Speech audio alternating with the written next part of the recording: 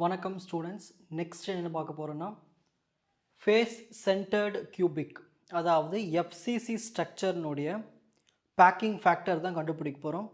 அதாவது இந்த ஸ்ட்ரக்சருக்குள்ளே இருக்கிற ஆட்டம்ஸ் எவ்வளவு ஸ்பேஸை ஆக்குபை பண்ணியிருக்கு, அப்புறம் எம்டி ஸ்பேஸ் எவ்வளவு இருக்குது, இதை தான் நம்ம கண்டுபிடிக்க போகிறோம். ஸோ முதல்ல இந்த ஸ்ட்ரக்சர் பாருங்கள். ஃபேஸ் சென்டர்டு ஸ்ட்ரக்சர் ஒரிஜினலாக இப்படி தான் இருக்கும். இங்கே பாருங்கள், இது ஒரு கியூபிக் ஸ்ட்ரக்சரில் பார்க்கும்போது கார்னரில் 8 ஆட்டம்ஸ் இருக்குது பாருங்கள். 1 2 3 4 5 6 7 8. அதுக்கப்புறமா ஒவ்வொரு ஃபேஸஸ்லேயும் ஒரு ஆட்டம்ஸ் இருக்கும். இங்கே பாருங்கள், இப்போ இது ஒரு ஃபேஸுங்களா, இந்த இடத்துல ஒரு ஆட்டம். நெக்ஸ்ட்டு இது ஒரு ஃபேஸுங்களா, இந்த இடத்துல ஒரு ஆட்டம். மேலே ஒரு ஃபேஸுங்களா, இங்கே ஒரு ஆட்டம். அந்த பக்கமாக ஒரு ஃபேஸுங்களா, அதை இங்கே டாட்டர் லைன்ஸில் போட்டிருக்கேன். அப்புறம் இந்த பக்கமாக ஒரு ஆட்டம், இந்த ஃபேஸில் பாட்டம் ஃபேஸில் ஒரு ஆட்டம். ஸோ இந்த மாதிரி மொத்தம் 6 ஃபேஸஸ் இருக்கும். கியூபுக்கு 6 ஃபேஸ்லேயும் அந்த 6 ஃபேஸ்லையும் ஒரு ஆட்டம் இருக்கும். அப்புறம் கார்னர்லேயும் ஆட்டம்ஸ் இருக்கும். ஸோ டோட்டலாக எத்தனை ஆட்டம்ஸு? 8 + 6 14 ஆட்டம்ஸ் இதில் இருக்கும். ஓகேங்களா?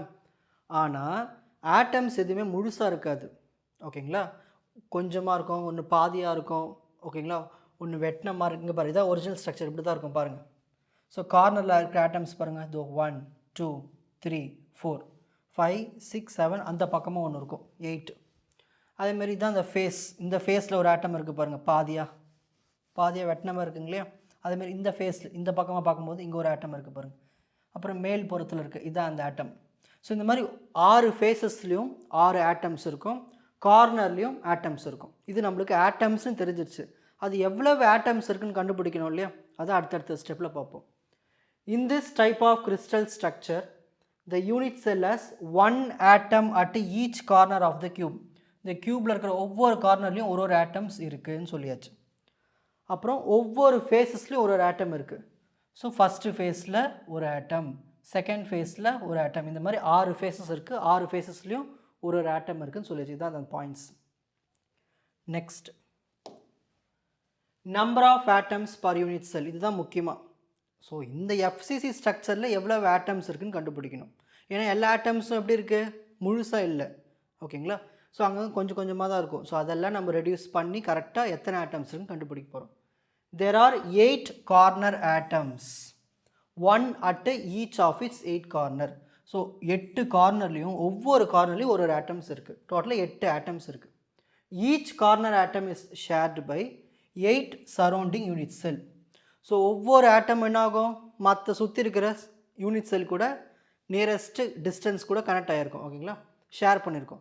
த share of each unit cell, each என்னது ஒவ்வொன்றுமே. ஸோ மொத்தம் எத்தனை atoms? 8 atoms. So 1/8 of corner atoms. இப்போ நம்ம என்ன பண்ண போகிறோம்னா எவ்வளோ கான்ட்ரிபியூஷன் கண்டுபிடிக்க போகிறோம். Number of atoms per unit cell from the contribution of corner atoms.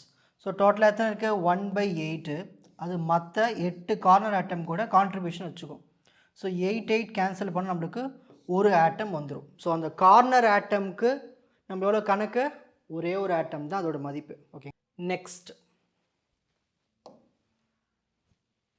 In addition there are 6 atoms at the 6 face centre of the cube. So கியூபுக்கு 6 ஃபேஸ்ன்னு சொன்னாலே அந்த 6 ஃபேஸ்லேயும் ஒவ்வொரு ஆட்டம்ஸ் இருக்கும். ஓகேங்களா? ஒவ்வொரு ஃபேஸ் சென்டர்ட் ஆட்டம், மொத்தம் 6 ஆட்டம் இருக்குல்ல, அந்த ஒவ்வொரு ஆட்டமுமே என்ன பண்ணணும்னா ஷேர் பண்ணிக்கும். எது கூட? 2 யூனிட் செல் கூட, அதுவும் பக்கத்தில் இருக்கிற யூனிட் செல் கூட கனெக்ஷனை ஏற்படுத்திக்கும். ஓகேங்களா? ஷேர் பண்ணிக்கும். இதுவே கார்னர் ஆட்டம் என்ன பண்ணோம்னா, ஒவ்வொரு கார்னர் ஆட்டம் என்ன பண்ணோம், 8 யூனிட் செல் சரௌண்டிங் சுற்றி இருக்கும்ல, அது கூட ஷேர் பண்ணிக்கும். ஆனால் ஃபேஸ் சென்டர்ட் ஆட்டம் எத்தனை ஷேர் பண்ணுது? 2 யூனிட் செல் கூட மட்டும்தான் அது ஷேரிங்கை வச்சுக்குது. ஓகேங்களா? அப்போ அதை நம்ம எப்படி எழுதுவோம்? இந்த share of each unit cell equal to, இங்கே 2 இருக்கிறதுனால 1/2. ப்ரீவியஸாக 8 இருந்தது இல்லையா கார்னர் ஆட்டம், அதனால் 1/8 போட்டோம். இங்கே 2 இருக்கிறதுனால 1/2. இப்போ இதோடைய கான்ட்ரிபியூஷன் கண்டுபிடிக்க போகிறோம். நம்பர் ஆஃப் ஆட்டம்ஸ் இந்த unit cell from the contribution of face centred atom எவ்வளவு இருக்குது? 1/2. டோட்டலாக எத்தனை ஆட்டம்ஸு? 6 ஆட்டம்ஸ். ஃபேஸ் சென்டரில் மொத்தம் 6 ஆட்டம்ஸ் இருக்குது. ஆனால் 2 யூனிட் செல் கூட தான் அது கனெக்ஷன் ஏற்படுத்திக்குது, ஷேர் பண்ணிக்குது. So 2 1s are 2 3s are. So டோட்டலாக 3 ஆட்டம்ஸ் தான் கான்ட்ரிபியூஷன். ஸோ கார்னர் ஆட்டம்க்கு ஒரே ஒரு ஆட்டம் தான் கான்ட்ரிபியூஷன். ஃபேஸ் சென்டர்டுக்கு 3 ஆட்டம்ஸ் கான்ட்ரிபியூஷன். அப்போ இப்போ டோட்டல் நம்பர் ஆஃப் ஆட்டம்ஸ் கண்டுபிடிக்க போகிறோம். Total number of atoms per unit cell. So கார்னருக்கு 1, ஃபேஸ் சென்டருக்கு 3. ஸோ 1 + 3 4 ஆட்டம்ஸ் தான் total number of atoms per unit cell. Next நம்ம பார்க்க போகிறது கோஆர்டினேஷன் நம்பர். கோஆர்டினேஷன் நம்பர் என்னது? ஏதாவது ஒரு கார்னர் ஆட்டம் எடுத்துகிட்டு அதை சுற்றி இருக்கிற நியரஸ்ட் நெய்பர்ஸ் தான் நம்ம கோஆர்டினேஷன் நம்பர்னு சொல்லுவோம். இங்கே பார்ப்போம். The coordination number can be found by taking the face centred atom எடுத்துக்கணும். ஏதாவது ஒரு ஃபேஸ் சென்டர்டு ஆட்டமை ரெஃபரன்ஸாக எடுத்துக்கிட்டு அதை சுற்றி இருக்கிற ஆட்டம்ஸ் கார்னர் ஆட்டம்ஸ் எல்லாத்தையும் கனெக்ட் பண்ணி பார்த்தோம்னா அதான் நம்மளுக்கு கோஆர்டினேஷன் நம்பராக இருக்கும். இந்த எஃப்சிசி ஸ்ட்ரக்சருக்கு கோஆர்டினேஷன் நம்பர் 12. அது ஏன் 12ன்னு சொல்கிறேங்க பிக்சரில் பாருங்கள், உங்களுக்கு அப்போ தான் புரியும். இப்போ இதுதான் அந்த க்யூப்பில் டோட்டலாக 3 பிளேன்ஸ் இருக்குது. மியூச்சுவலி பர்பண்டிகுலர் பிளேன்ஸ் நான் உங்களுக்கு டயக்ராமில் காட்டுறேன் பாருங்கள். ஃபஸ்ட்டு இந்த பிளேன் எடுத்துப்போம். இதுதான் பிளேன் 1. இதான் நான் சென்டர் எடுத்துக்கிற எக்ஸ் ஆட்டம். இந்த பிளேன் 1ல் பாருங்கள் எத்தனை ஆட்டம்ஸ் இருக்குது பாருங்கள். பிளேன் 1ல் இது எது கூட கனெக்ட் ஆகிருக்கு? இங்கே 1, இங்கே 2, அடுத்தது 3, 4. ஸோ 1 2 3 4 இந்த பிளேனில் இருக்குது. கரெக்டுங்களா? ஸோ இந்த பிளேன் எடுத்துக்கிட்டோம்னா இதில் நம்மளுக்கு சுற்றி என்னென்ன ஆட்டம்ஸ் இருக்குது? 1 2 3 4. அப்போது ஃபஸ்ட்டு பிளேனில் 4 ஆட்டம்ஸ் இருக்குது சுற்றி. ஓகேங்களா? இப்போ அடுத்தது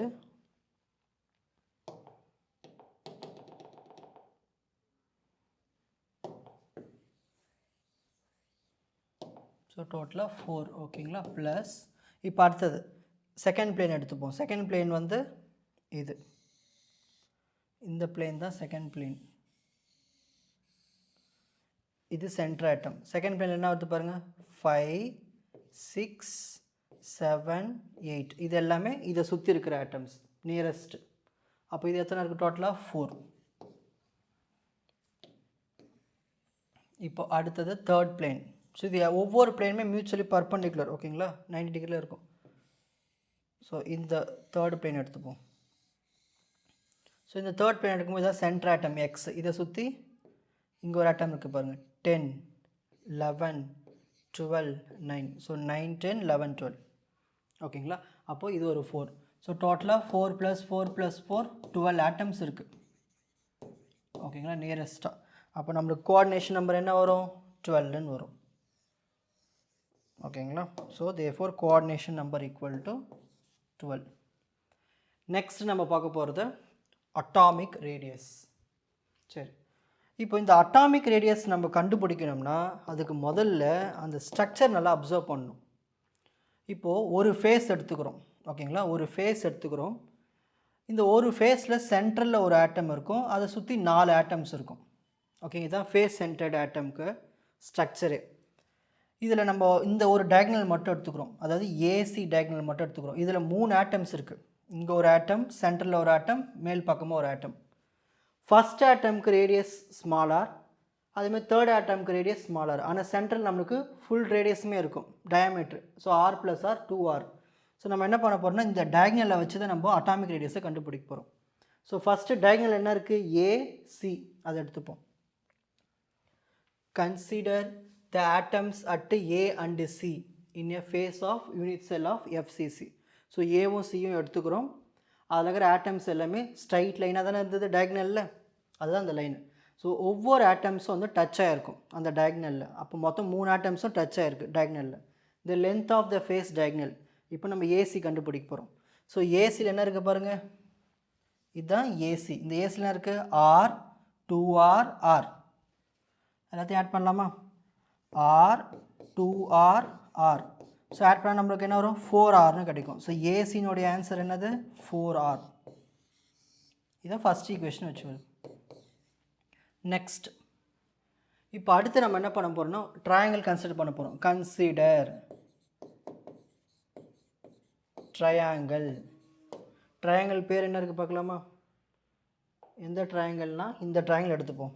ஏபிசி, இந்த ட்ரையாங்கிள் மட்டும் எடுத்துப்போம். இந்த ட்ரையாங்கிள் இதுதான் hypotenuse. So AC² = AB² + BC².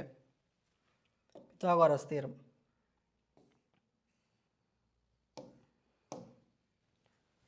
So consider triangle ABC. So இதில் AC² = AB² + BC². ஓகேங்களா?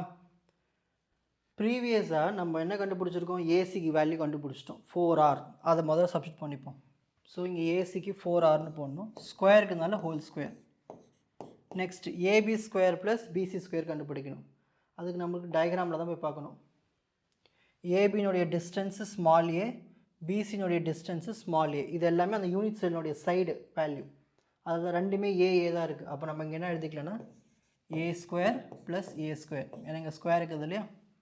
நெக்ஸ்ட் 4 ஸ்கொயர் பண்ணால் என்ன வரும், 4 ஸ்கொயர்னு வச்சுக்கோங்க, இது ஆர் ஸ்கொயர்னு வச்சுக்கோங்க. A square plus a square 2a square. R square equal to 2a square. இந்த 4 ஸ்கொயரை கீழே அமைச்சிருவோம். நெக்ஸ்ட் அடுத்து பாருங்கள், இப்போ எனக்கு இதிலேருந்து என்ன வேணும்னா ஆர் மட்டும்தான் வேணும். R is equal to square root எடுங்க, 2a square 4 square. Therefore atomic radius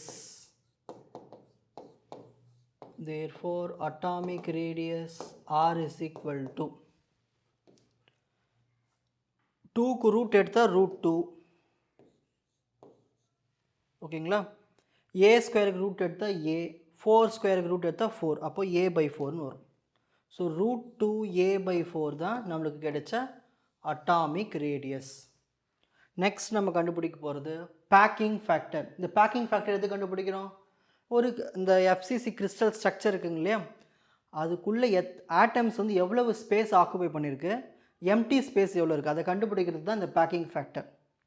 number of atoms per unit cell first ஸ்டெப்பில் கண்டுபிடிச்சோம். டோட்டலாக எத்தனை ஆட்டம்ஸ், 4 ஆட்டம்ஸ். ஸோ ஒரு ஆட்டம் வந்து கார்னருக்கும், மிச்சம் 3 ஆட்டம்ஸ் வந்து ஃபேஸ் சென்டருக்கு. ஸோ டோட்டலாக 4 atoms. Volume of 4 atoms V is equal to 4 into atom எப்படி இருக்குது, ஸ்பெரிக்கல் ஷேப்பில் இருக்கும். அப்போ ஃபார்முலா என்னது, 4/3 pi r cube. 4/3 pi r cube. Atomic radius என்ன கண்டுபிடிச்சோம், ஸ்மால் ஆர் √2a/4னு கண்டுபிடிச்சோம். கரெக்டுங்களா, ஆமாம், √2a/4னு கண்டுபிடிச்சோம். Side of the unit cell, ஒவ்வொரு யூனிட் செல்லுக்கும் சைடு வந்து ஏ. அதுதானே டயக்ராமில் இருக்குது, ஏ தானே டிஸ்டன்ஸு. அப்போது ஒரு யூனிட் செல்லுடைய வால்யூம் என்ன இருக்கும், இது கியூப் மாதிரி தானே இருக்குது. அப்போ வால்யூம் ஆஃப் யூனிட் செல் என்ன வரும், ஏ கியூப். ஸோ இந்த வேல்யூஸ்லாம் வச்சு நம்ம சப்ஸ்டிட் பண்ண போகிறோம். Next packing factor. Packing factor இது பிஎஃப்னு வச்சுக்கலாம். PF equal to small v by capital v. Small v என்ன கண்டுபிடிச்சிருக்கோம், இதான் ஸ்மால் வி, ஓகேங்களா. 4 into 4/3 pi r cube. 4 into 4/3 pi r cube by capital V volume என்ன கண்டுபிடிச்சிருக்கோம், a cube, small a cube. அதை எடுத்து இங்கே எழுதிப்போம், a cube. Next 4 into 4/3 into pi into r. Radius என்ன கண்டுபிடிச்சோம், அட்டாமிக் ரேடியஸ் √2 a/4 cube தான் கண்டுபிடிச்சோம், by a cube equal to 4 into 4/3 into pi into √2வை 3 times cube பண்ணோம். அப்போனா வரும் √2 அப்புறம் a cube, கரெக்டுங்களா. டிவைடட் பை இங்கே 4 3 times cube பண்ணோம். So 4 into 4 into 4 whole divided by a cube. பார்த்து என்ன பண்ண போகிறோம், இந்த a cube இந்த a cube கேன்சல், இந்த 2 4 கேன்சல், இங்கே 2 4 கேன்சல். அப்போ என்ன வரும் பேலன்ஸு, √2 இந்த 3 ரூட் என்ன வரும் சொல்லுங்க போகலாம், √2 into √2 2 2 pi 2 √2 pi by denominator இருக்குது 3 இருக்குது, அப்புறம் இங்கே ஒரு 4 இருக்குது. So 3 into 4, 2 1s are 2 2s are, கரெக்டுங்களா. √2 pi by 3 2s are 6. இப்போ நம்ம கேல்குலேட்டரில் சால்வ் பண்ணிக்கலாம்.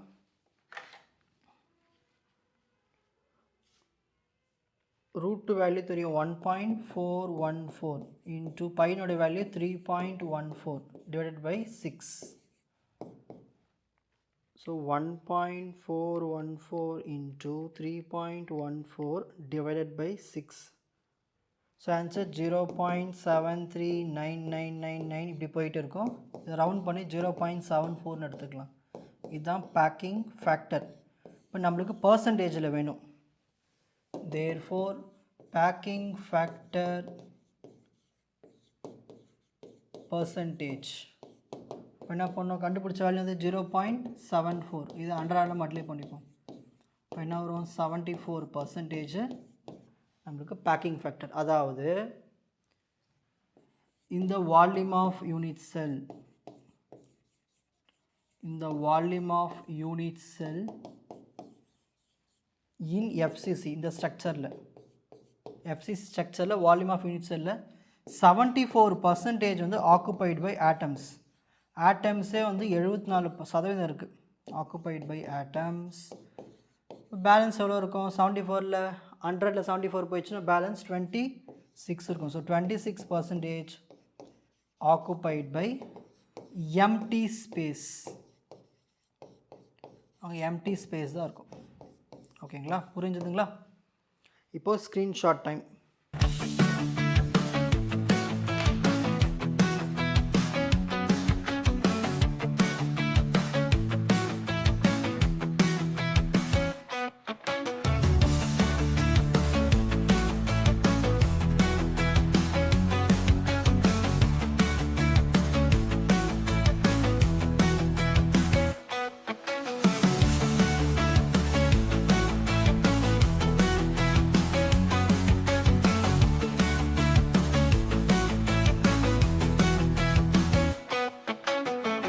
உங்களுக்கு இந்த கண்டென்ட் ஈஸியாக புரிஞ்சிருக்கும்னு நினைக்கிறேன். வாட்ச் அதர் எபிசோட்ஸ் இன் த appropriate playlist. Fuji silver academy strength success clarity. வணக்கம்.